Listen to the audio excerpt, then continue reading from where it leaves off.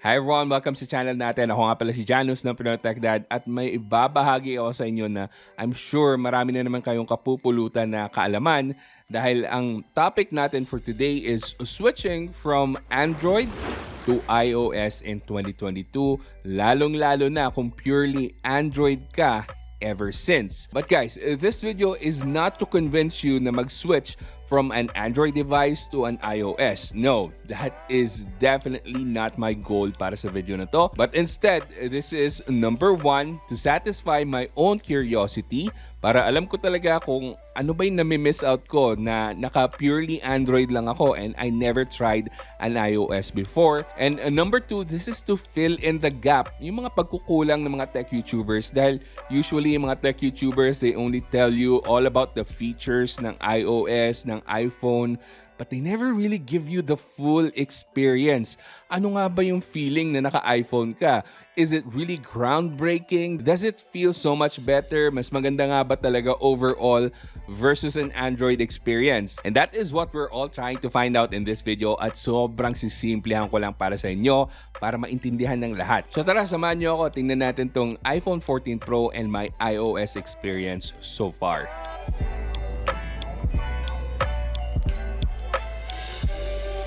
Now, gusto ko man sana ipakita sa inyo yung unboxing experience with an iPhone 14 Pro. You really don't get much of an experience dahil ang makukuha nyo lang is a very slim box, a charging cable, the phone itself, and wala man lang charger na kasama. Na mabuti na lang, meron tayong channel sponsor for today at pinadalhan nila tayo ng isang charging brick na pwedeng-pwede para sa mga iPhones natin. So, this is the Ugreen 30-watt charging brick made for an iPhone talaga. So this has power delivery, this will work, this will charge your device really fast. It's very cute and minimalist, and ang kinagustuhan ko dito, this is a travel adapter. So, pwede mong ma-fold itong plug niya. So you can tuck it away like so. Meron pa tayong 45-watt na bigger version which has 2 ports and foldable pa rin yung plug niya. So you can tuck it away like so, and because this one is bigger than the 30-watt version, you can see that it has 2 ports. So pwede ka mag-charge ng 2 devices at the same time. But wait, there's more. Dahil meron pa isang pinadala si Ugreen, this is their 2-in-1 charging stand/dock na pwede mong i-charge yung phone mo dahil MagSafe siya, and then pwede rin yung Apple AirPods Pro Gen 2. So you can just place it right there at the bottom and both of your devices will charge perfectly. So I guess isa yan sa mga maganda talaga pag nag-iPhone ka or iOS device dahil usually a lot of brands really make accessories for these kinds of phones. Napakarami nyo po talaga makikitang accessories, and yung mga binanggit ko dito from Ugreen, ililink ko pala dyan sa description box. Okay, so let's move forward to the actual topic of this video, and that is my user experience with the iPhone 14 Pro, the iOS, dahil iba po yung user experience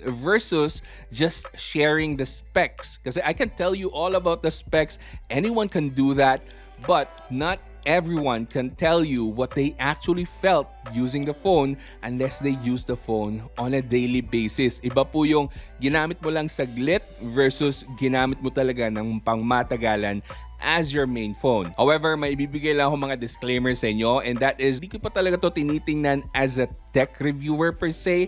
So hindi ko pa inisa-isa yung mga features. Talagang ginamit ko lang siya, as in I jumped into the iOS system without knowing anything at all, and then I tested it as my daily driver. So everything that I'm gonna be sharing today is from the perspective of a normal user. So let's start off with the one major thing, and that is with the quality of life in terms of going back to the previous page. So with my Android device kasi naka-gesture navigation ako, and yung back button niya or yung swipe gesture niya for going back, you can do it on either side of the phone. So whether you're swiping from the left or to the right, it doesn't really matter dahil pwede kang mag-go back to the previous page without any issue or problem. So if you also want to exit an application and yun na yung pinaka-last mo na back button, kahit saan ka mag-swipe, okay lang. And of course, you can swipe up as well para automatic na mag-exit ka sa application. But what I'm saying is, kahit saang side ka man ng phone mag-swipe,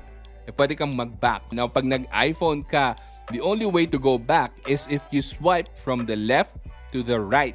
So yun po yung back button nila pagdating sa gesture navigation. Now, okay naman yun for the most part. You can get used to that. Now, my problem is once I go to Facebook, my social media of choice, dito po talaga ako madalas na nakatambay, medyo nakakainis lang dahil wala yung consistency. Minsan pwede mong gamitin yung swipe gesture from left to right para mag-back. But there are times na kailangan mo pang mag-reach doon sa top portion para lang ma-press yung X button or yung done.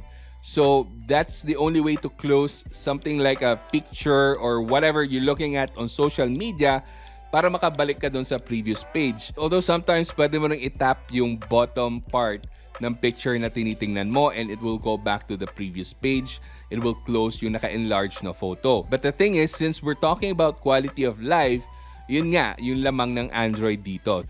So yun lang yung biggest adjustment ko talaga with an iOS, lalo na with the Facebook app nila na kailangan kong matuto kung alin ba talaga yung back button or back feature on the Facebook app. But for the rest of the other apps, usually yung back button nila is again a swipe from the left part to the right side. Now, on the one hand, I can understand na okay to for consistency for iOS users dahil hindi sila malilito whether right or left side kayo dapat mag-swipe. But again, for convenience, as an Android user as well, this is something that you will have to get adjusted to. I know this may sound not much of a big deal, but once you're actually using it, you will understand kung ano yung sinasabi ko na this is really just one big quality of life experience na sana ma-adjust mo with the iPhone. Pero sa experience ko so far, medyo restrictive lang talaga itong iOS pagdating sa customization kung ano yung gusto mong mangyari sa mga swipe gestures mo. And speaking of restrictiveness, pagdating sa camera settings, I don't like the fact na I have to go to the main settings para lang ma-edit ko yung mga settings ng camera app ko. Unlike sa Android device kung saan nakalatag na lahat ng settings sa camera app niya mismo. So hindi mo na kailangan lumabas pa sa camera app, it's all there for you to adjust and use. At kung nasanay ka sa Android devices mo na napakaraming camera features, well, medyo maninibago ka with an iOS dahil sobrang konti lang ng camera features. Wala dito yung mga gimmicky features na hindi mo naman talaga madalas gamitin with your Android devices. But it's still nice to have those Android camera features even though rarely mo lang talaga magamit. So with an iPhone, very basic lang po yung camera app niya. So you have videos, you have time-lapse, and panorama, and photos of course, and portraits, and all that. So wala po yung mga fancy filters, yung mga clone, and other stuff na you would find on an Android camera application. Para sa akin, na hindi ko naman gaano ginagamit talaga yung mga camera features na yun, it's okay. I don't miss them dahil ang gamit ko lang naman talaga with my camera is for photos and videos. Fit na fit para sa akin yung basic na camera features nitong iPhone. Now, the next one that I want to point out is yung customizability. This has been one of the main reasons bakit hindi ako nag-iPhone before dahil wala ngang customizability. But as I grew older, parang hindi na ako masyadong nagkakalikot in terms of customizing my Android devices. For instance, I used to love tweaking my Android devices with the Nova launcher. As in talagang customize yung mga icons ko, yung mga gestures ko. Talagang specific yan with my Android devices. Pero yung napansin ko nga in recent years, hindi ko na masyadong tinitweak yung mga Android devices ko. So, for me, yung simplicity nitong iOS is something that I appreciate. So, if you can see my iPhone right now, wala akong ginalaw sa homepage. Very basic looking.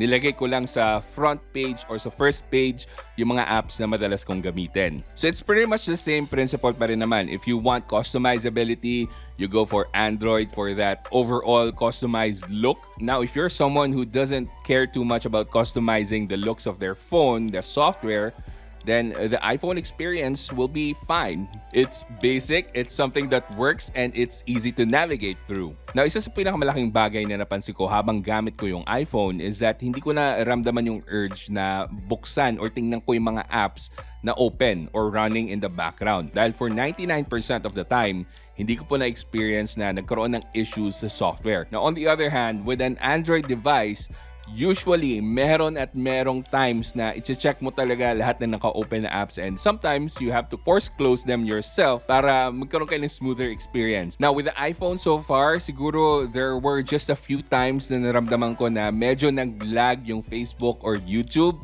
dahil yun yung dalawang apps na madalas kong gamitin. And I just had to close those apps and reopen them. And once I opened them, ayun, solved na yung problema. Now, this is also a similar case rin naman with the Android device. Pero pag pinansin mo yung crashes ng iPhone versus an Android, I think you will notice na mas bihira mangyari sa iPhone. So I guess you can say na tama talaga yung sinasabi ng karamihan na pag sinabi nila naka-iPhone ka or iOS, smoother talaga yung overall experience mo, user experience when it comes to the software. Talagang well-optimized yung mga applications, lalong-lalo na sa Facebook. So if we're talking about optimization, kasi Facebook yung madalas kong gamitin dahil I run a Facebook page, yung Pinoy Techdad, ang pinaka-noticeable para sa akin is yung switching from one user account to another. Madalas nagkaka-issue ako sa pag-open ng notification sa Messenger ng Facebook page ko with an Android device. Now, when it comes to the iOS, napaka-smooth na transition. Whether you're transitioning from your personal account na Facebook Messenger papunta dun sa Facebook page mo na account, it doesn't matter. Smooth na smooth po yan. So dito mo talaga makikita na well-optimized yung application dito sa iOS. And speaking of optimization, kahit na 6GB lang yung RAM nito versus my other Android devices na merong 8GB of RAM, 12GB of RAM, again, inuulit ko, I never felt the urge to close all of the apps na naka-open dito sa iOS versus my experience na kahit naka 12GB of RAM ka on an Android device, minsan napapa-close all apps pa rin ako para lang masigurado ko na malinis yung takbo ng Android phone ko. So ayoko naman masyadong habaan yung video na to. So gusto ko lang talagang ibahagi muna sa inyo yung initial impressions ko after 2 months of using iOS coming from an Android device. So tama nga ba yung sinasabi nila na smoother yung user experience on an iOS? Well, so far for me, yes. Now, I wouldn't say na game changer yung pag-switch ko from Android to iOS. I would say na it's definitely something different, but it's also almost the same. And para sa mga nagbabalak na mag-jump from an Android to an iOS device and iniisip nyo na baka mahirap, hindi user-friendly yung Apple devices, I would say take that jump dahil okay naman pala. For me, kasi iniisip ko rin before na hindi user-friendly, hindi madali mag-share ng photos and other files. But if you already have Google services, you can install them on your iOS. For example, ako sa Google Drive ako nag-share ng mga files ko and I still do that with my iOS. So, hindi pa po ako fully integrated with an iOS system. I still don't fully use the iCloud. Wala po akong iCloud subscription. And I plan to make more videos about the user experience with iOS as I move further along sa paggamit ko. Siguro I am targeting 1 year of using an iOS device, an iPhone. Na kung meron mang mga iOS users dito sa inyo na nag-switch kayo from Android and you jump to an iOS, I would love to see your comments as well kung kumusta yung transition nyo, or kung meron mang iOS users na nag-transition to an Android, kamusta din yung experience nyo. I would love to see that in the comment section. And kung gusto nyo palang bumili nitong iPhone 14 Pro or Pro Max or iPhone 14 series, you can get this from Beyond the Box and Digital Walker. Kung may mahanap po akong link, ililink ko po yan dyan sa description box. And also, abangan nyo pala, magkakaroon tayo ng review nitong Apple AirPods Pro Gen 2. So kung may questions kayo about this or the iPhone 14 Pro or my iOS experience, meron pa kayong mga gustong idagdag tungkol sa video ko, let me know in the comment section. Dahil babasahin ko po lahat yan and I'll try to reply to all of your comments. And kung gusto mo pang manood ng mga videos ko, may mga ililink po ako dyan. I'm really sure ma-enjoy nyo yan. So hanggang sa susunod, ako nga pala ulit si Janus ng Pinoy Techdad. Kita-kita ulit tayo.